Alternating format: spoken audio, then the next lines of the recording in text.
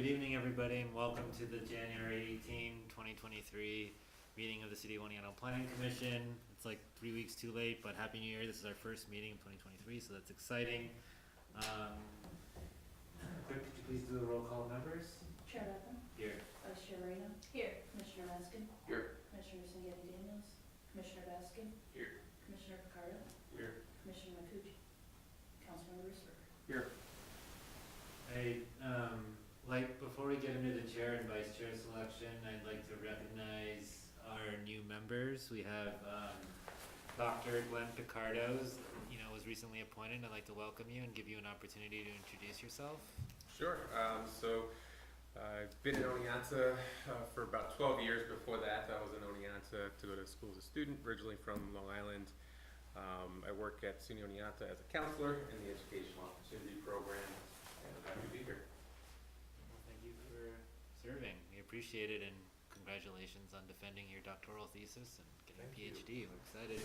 And I'd also like to recognize Marcella Makuchi. I think she's also a PhD, also a doctor, so I'd like to recognize Dr. Makuchi. I wasn't quite sure, but we're very grateful to have her service and recognize her in absentia. And when she comes back from vacation, we'd like to recognize Dr. Makuchi as well and give her a chance to introduce herself. So next on the agenda is the selection of a chair and vice chair. And I guess, do you want to do that since technically we have no chair? Should I? Sure. At this point, the commission would solicit nominations, motions for chair to serve for the 2023 year.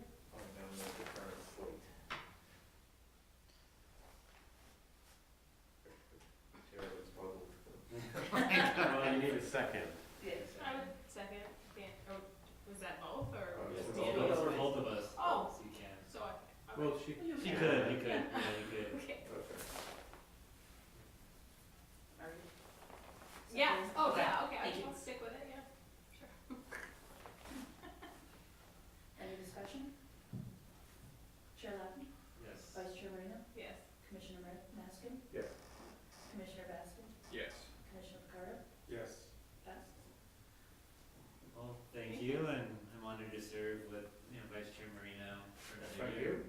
Yeah. Well, great. We're excited. I mean, hopefully this will be a momentous year for us, and we look forward to getting some stuff done.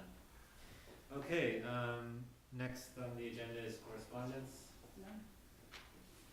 Moving right along, minutes from the December 21st, 2022 meeting. So moved. Motion made by Commissioner Maskin. Do I have a second? Seconded by Commissioner Baskin. Any further discussion? Chair Latham. Yes. Vice Chair Marino. Yes. Commissioner Maskin. Yes. Commissioner Baskin. Yes. Commissioner Picardo. Can I abstain? Sure. Technically, you don't have to vote on this. Thank you. All right. Approved. I know I'm gonna get the Maskin and Baskin kind of rhyme Yeah, wrong, I so like I that. apologize in advance.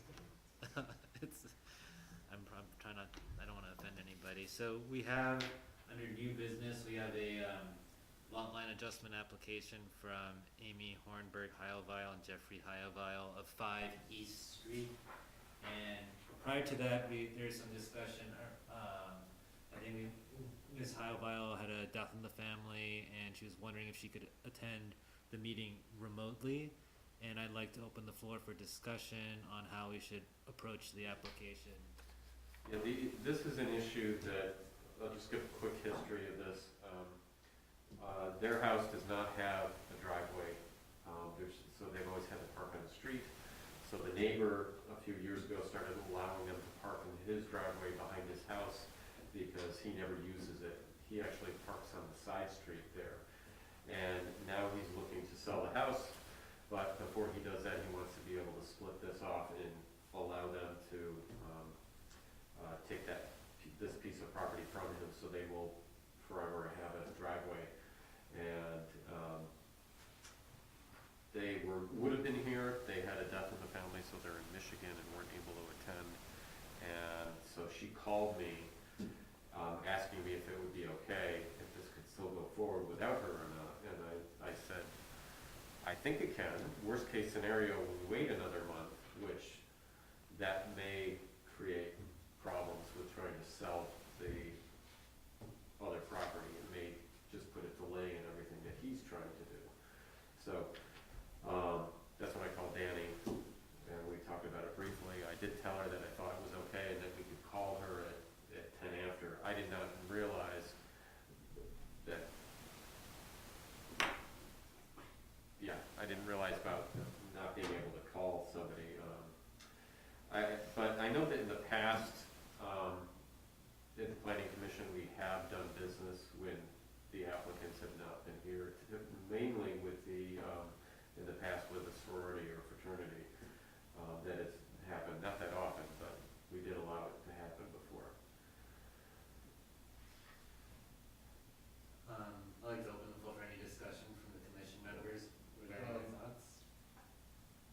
I'm assuming this is because of the intricacies of the public meeting law.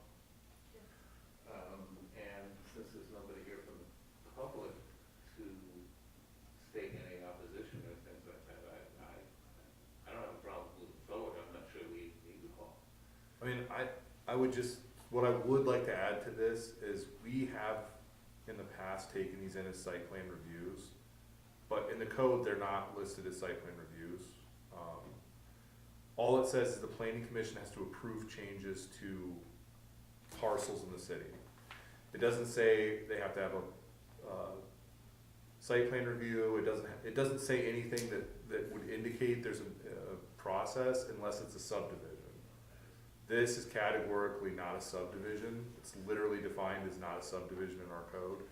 So this particular process, not only is it not a subdivision, which would require a public, like, site plan review process, it's categorically not a subdivision, and there's nothing in our code that says it requires a meeting, other than the planning commission has to sign off on the final lot change.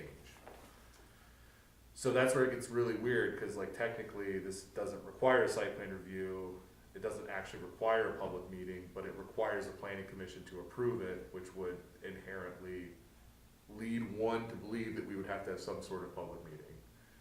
But that's kind of the, Doesn't this meeting function double as a public meeting?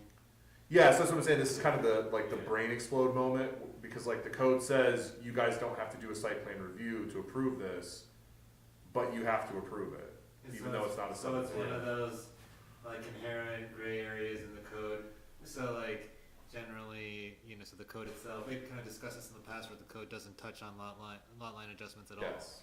And so, I mean, that's an issue for a future zoning code update to In the address. past, the planning commission has literally just like, the chairman's just signed off on these, like, without having a meeting, they just, which we kind of, I thought that was a bad idea, which is why I started sending these to the planning commission, so that you at least can look at them before one person just signs off on them in my office. Did notices go out to neighbors? No, because it doesn't require a legal notice. So it's a public meeting, but it is not a public hearing. Yes, it's different. That's, Yeah, because it's not a site plan review, Right. there's Doesn't no, trigger a public Doesn't- hearing. right, Okay. and because it's categorically a site 2, or a type 2 action under seeker, there's no, And even if it was a type 1, a public hearing is only required if there's a draft EIS or Right. GEIS or whatever. Is anybody else? So I know that for the new members, are you, for the newer terms, are you guys like kind of trying to keep track, or should we go through like a quick explanation? Just in terms of information, is Robert Aaron the neighbor? Yes. Okay, all right, and so this application is from both Robert Aaron and the Highwells? yes, they Okay. both wanna do it. It's to indicate like a, agreement between the two parties. Right, so the house that, 7 East Street, he's parking on Mickle Place, essentially, is what you're saying, and then the 5 East Street, you can't really look at Google Maps, we just tried to, you can't see behind the house, so it's, in terms of figuring out where things are, this is really all we have. So 5 East Street is parking behind the house, Yes. but it's technically 7's property, Yeah. because he's parking on Mickle. He's got like a sliver, like a little, it's literally just like a little parking area that's been there. Right, I see. And that little dotted line that she kind of drew into the map, It's basically just a Oh. little slivered area I where see they it. park the cars. Okay, that makes sense. Okay, that's helpful. Yeah, I mean, it's not even a street and it's like completely landlocked anyway. Well, with the exception of Mickle Place, it goes onto there. Almost landlocked on three It's sides. probably like maybe 12 feet wide. It's literally a driveway. I guess if he was, so then it would be part of their property, so they wouldn't need to do like an easement with the future owner. I think that's kinda why they wanted to do it that way, which would just make things easier. Yeah, because they'll own it. It won't be an easement. Mickle Place is, that's a, isn't that a private road? Or is that a private road or is that a city-owned road? No, it's city. Um, But Mickle Place dead ends into like 3 into houses. three houses, Yeah. so it's really, kind of a minor, and generally, you kinda like to see the kind of parking areas behind homes anyway, to have within the unified street front anyway, so it's a good design. Still pretty nice of him to Yeah, pretty Yeah, nice of give him up to do his- that. give up his property to his neighbors so they can Well, park. I look at this also, Danny, is there's a number of properties within the city that have 0 parking, no driveway because of the age of the house. And in some way, this actually allows us to gain something with one of the properties here and take care of that problem. Yeah, and I think it's I think there's certainly merit to the application. I think like the larger question is, kind of that treading the line between, having the, applicant not be physically present and, and then, and then having like more of an administrative review process like this. And then do we really need, I guess the question is, do we really need the applicant to be present for like simple lot line adjustments? Or like the, kind of, road renewal of, SUPs. But I think the council already took care of that with the fraternities and sororities anyway, and have a all different process now. So really, I think, personally, my opinion would be that these could be taken care of administratively. The application is very straightforward.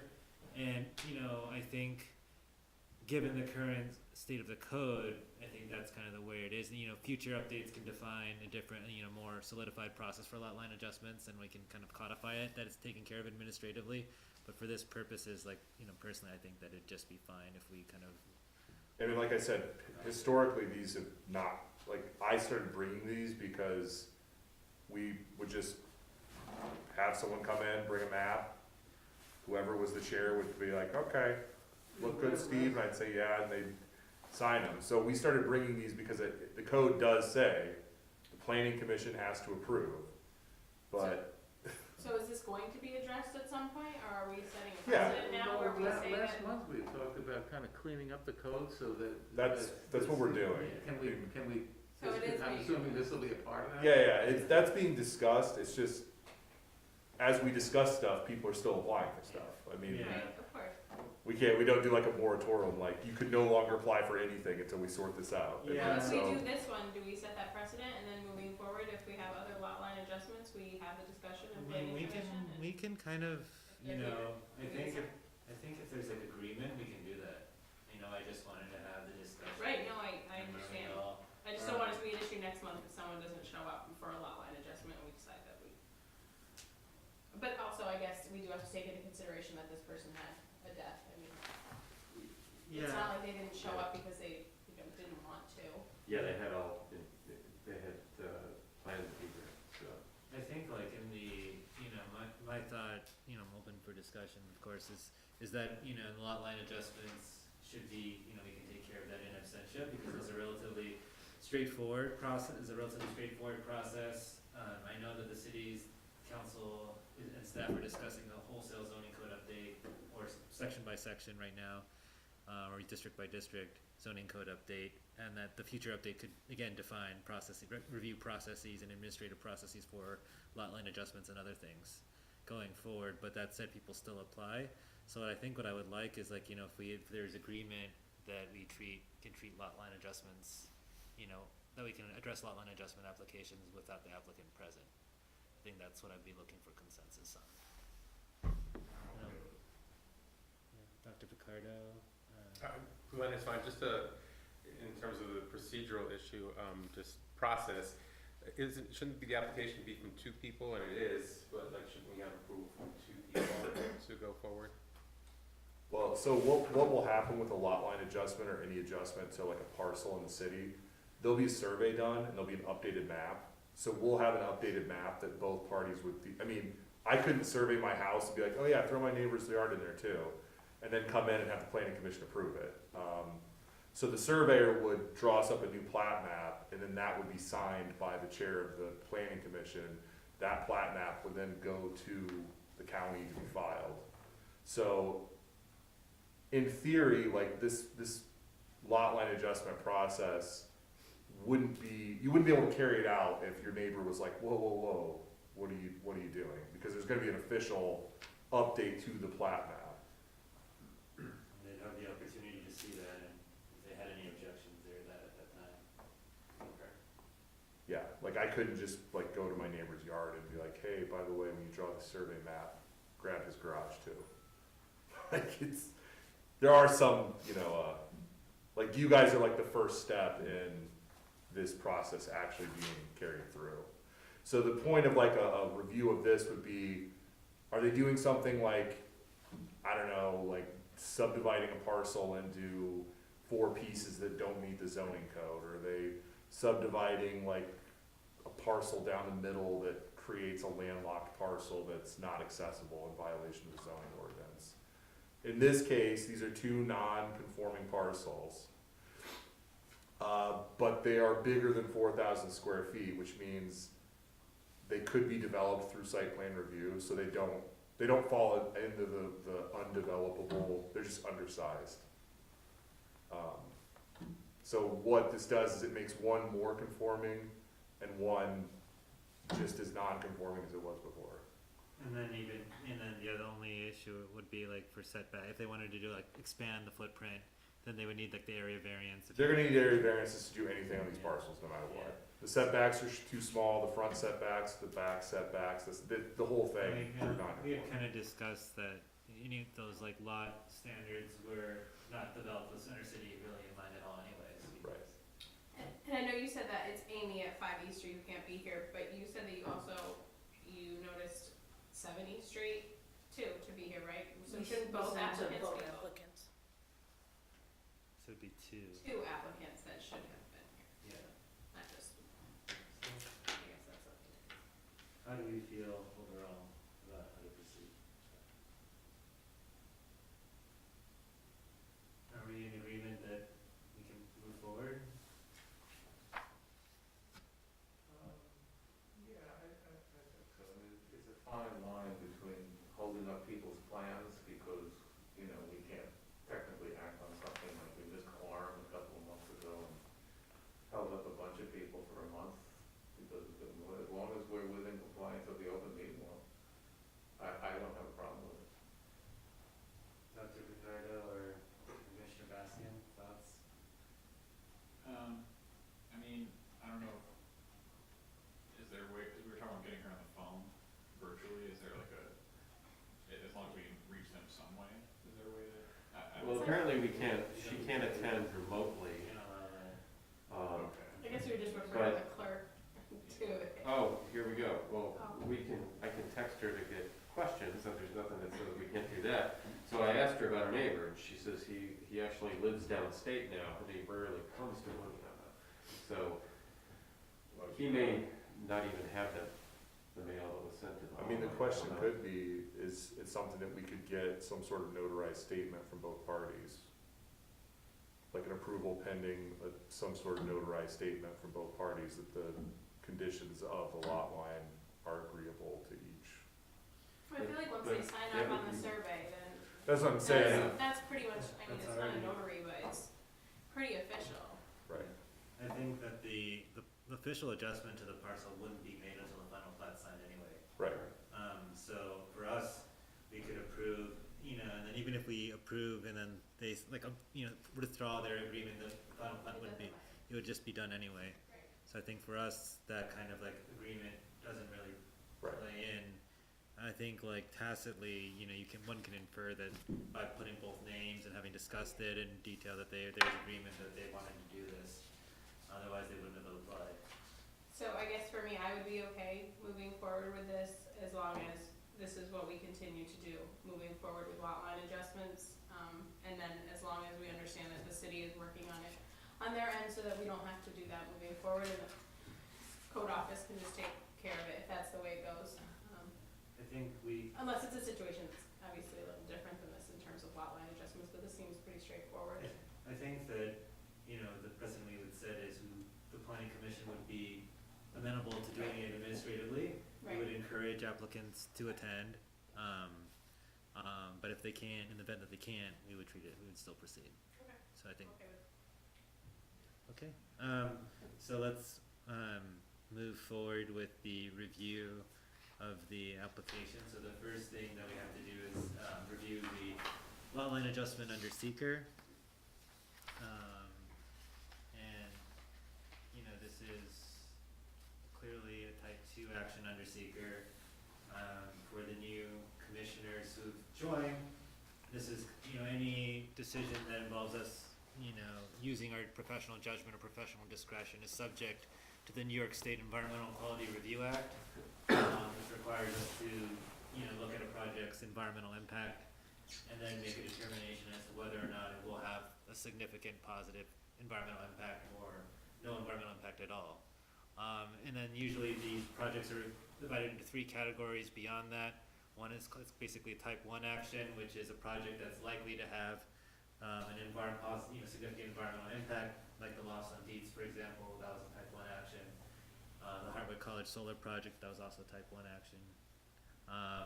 And then there's, you know, the second category, which is like a smaller project, like it's called an unlisted action, and that would be something, you know, like if Key Bank wanted to do, or like Key Bank or SFCU wanted to do like a small project on their parcel, you know, that was maybe like a slight expansion, that, you know, that'd be like an unlisted action. The type 2 action is stuff like lot line adjustments or replacement in kind or building a garage or knocking it down. It's projects that are not anticipated to have a significant environmental impact. And designating an action as a type 2 action kind of terminates the environmental review and allows us to move forward. And the courts have always, you know, heavily relied on the local planning board's expertise in their community, and so we have, you know, a lot of legal protection in how we classify actions. So that's kind of the quick primer on seeker. So that said, I'll entertain a motion to classify this action as a type 2 action under seeker. So moved. Motion made by Vice Chair Marino, do I have a second? I'll second. Seconded by Commissioner Baskin. Any further discussion? I usually provide in a memo specifically what these actions are. So like when you typically get an application, it'll say on the memo, like, it'll have a list of what's happening, and then it would say like seek a review, and then I'll usually include what the likely seeker, I mean, you guys can obviously, planning commission has the ability to say, Steve, you don't know what you're talking about, and make their own determinations. But what I usually do is, if it's like, in this case, it's categorically a type 2 action, I'll include like, under New York section, blah, blah, blah, this is, like, for example, this is 16. So on the categories of type 2 actions, this is listed as 16. And the specific verbiage is granting of individual setback and lot line variances and adjustments. So it's categorically, New York State has said, these are always type 2 actions. So that's usually what's on the memo. So you'll at least have some heads up typically. And it's helpful to have that in the event that anybody ever disagrees with us and says, no, you know, sues us saying that this is actually a really horrible project for the environment.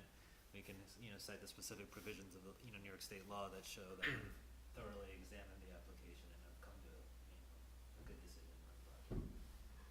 This particular application I didn't know about, so that's why you didn't have a memo. All right, any further discussion? Hearing none, roll call vote please.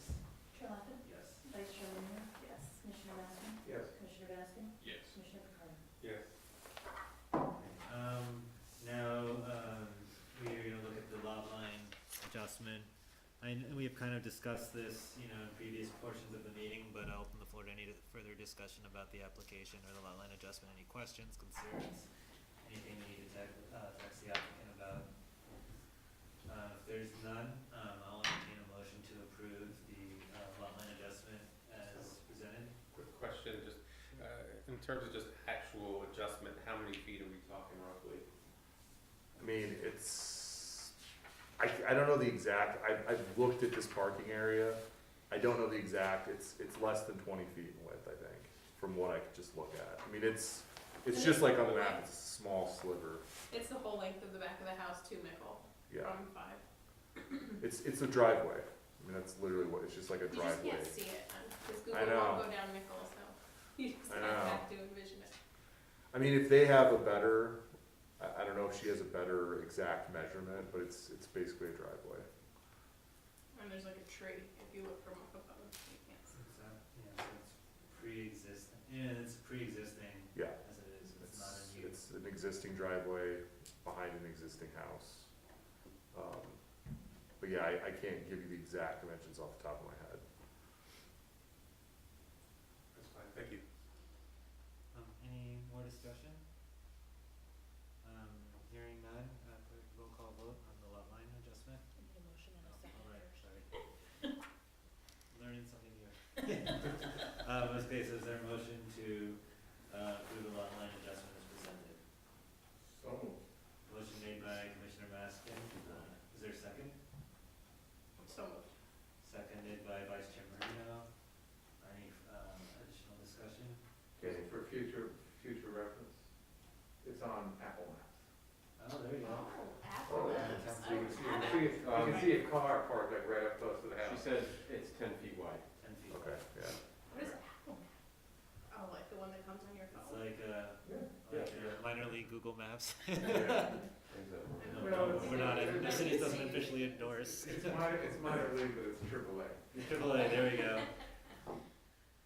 Do they charge you a microtransaction every time you use it? I hope not. They just sell your personal data. Alright, I got the motion second. Roll call vote, please. Chair Levin, Yes. Vice Chair Marino, Yes. Commissioner Maskey. Yes. Commissioner Baskin, Yes. Commissioner Picardo. Yes.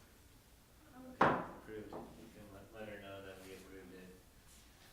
Thanks, everybody. But she'll need we will need a plat, and Danny, you'll have to sign it. Okay. She'll need a what? She'll need to get a survey and a plat, and then she'll bring that in, and then Danny will have to sign it, and then she'll have to file it at the county. Okay, so she should bring the survey into your office? Yeah, they'll complete like a final, Okay. that shows that driveway as part of her. Okay. Just text me and I'll come. So- Okay. Okay, so is there any new business that the commissioners wanna bring forward?